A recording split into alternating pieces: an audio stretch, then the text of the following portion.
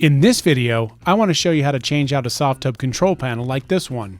This is the device that controls the temperature, turns the jets on and off, and also a light if you have one. My control panel is about 15 years old, so the contact points are pretty worn out, and as you can see here, the film cover is coming off. Since I don't have a light on my tub, I'm going to change out a control panel that just has a reset button, so let me show you how to change it out. Before you do any kind of work on a Softub, you want to unplug it from the wall to reduce any potential shock or to prevent shorting out something on the circuit board. In between the tub and the hydro pack is a vinyl cover which is velcroed on at the bottom. You'll want to take that off, and underneath that is an insulating foam which you can just lift up and remove.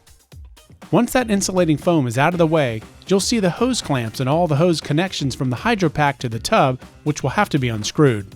This air hose runs through the hydro pack and up to the control panel, and that's what we're going to have to remove. Underneath the hydro pack is a cord securing the vinyl jacket. Untie it and unhook the strap if you have one. This will allow you to take off the vinyl jacket to reveal the components inside the styrofoam housing.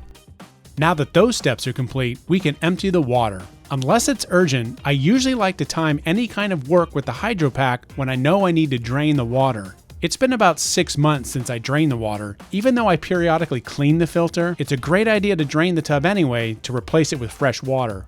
To drain the water, I have a pump that I attach my garden hose to. You can siphon the water out manually, but a pump is much faster. This is a 220-gallon tub, so it'll take about 45 minutes to drain. Once that's done, I like to wipe around the rim of the tub to tidy up. If you have any stains, you can use a cleaner that's designed specifically for vinyl. You'll notice I have wrinkles in the tub.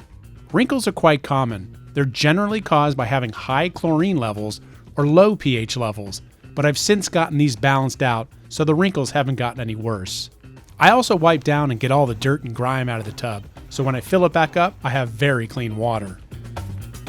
Now we can unscrew all of the clamps that attach the hose from the hydro pack to the tub, and once that's done, I pour hot water on the hoses to loosen them up. It'll make it a lot easier to separate the hydro pack from the tub. I can finally loosen up the jacket and the styrofoam housing and reveal what's inside. That hose up there is the air hose going up to the control panel. We're going to have to disconnect it. To do that, we'll have to unscrew that little nut, which I'll show you in a minute. We'll also have to disconnect the wire that goes down to the circuit board. To get to the circuit board, I have to remove the 2 screws on the circuit board cover. Here you can see some of the components on the circuit board. The 6-pin connector in the center there is where the control panel assembly attaches to. It has 6 pins, but only 5 wires are actually attached. That's what we're going to swap out. The other 3-pin connectors are for the 2 high-limit temperature sensor probes. Those are basically a safety feature in hot tubs that prevent them from overheating. There's also a cable grommet which we have to remove in order to get the pin connector out. You'll want to carefully wiggle it loose and open up the tab on the grommet so you can separate it from the wire. That tab I'm pointing to on the pin connector, you'll want to gently pull it forward using your fingernail. Once you do that, you can pull the pin off the circuit board. Then slide the connector through the slotted hole in the back. The hole is designed so that the connector only comes out vertically. Now I can pull the whole control panel assembly out freely. As I mentioned before, you have to unscrew this nut in order to get the air hose separated from the control panel. Insert the air hose to the new control panel assembly and feed everything back in and basically reverse the process. Make sure the air hose valve is in the 10 and 2 position. I mentioned earlier about the 2 high-limit temperature sensor probes. This is what they look like. Sometimes they can give you trouble, like your hydro pack might repeatedly go on and off briefly, or the water doesn't seem to get hot enough.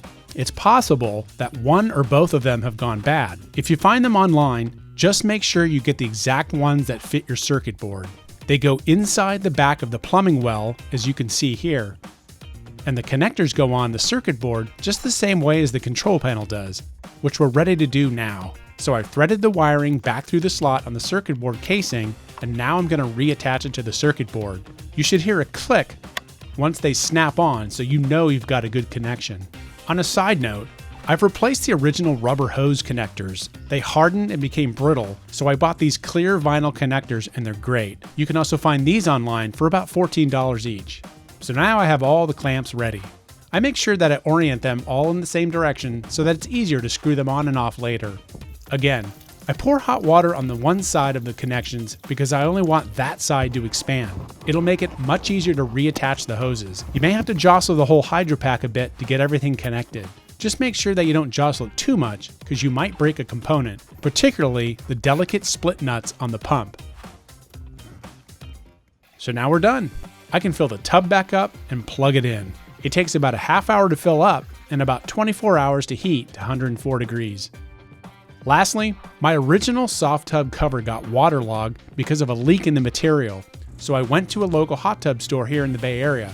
They specialize in cedar hot tubs, so most of their covers are round. I just gave them my measurements and they put on this nice, lightweight, weather-resistant material, which is way lighter than the marine vinyl Softub uses. I'm really happy with this new cover because it's much easier to handle.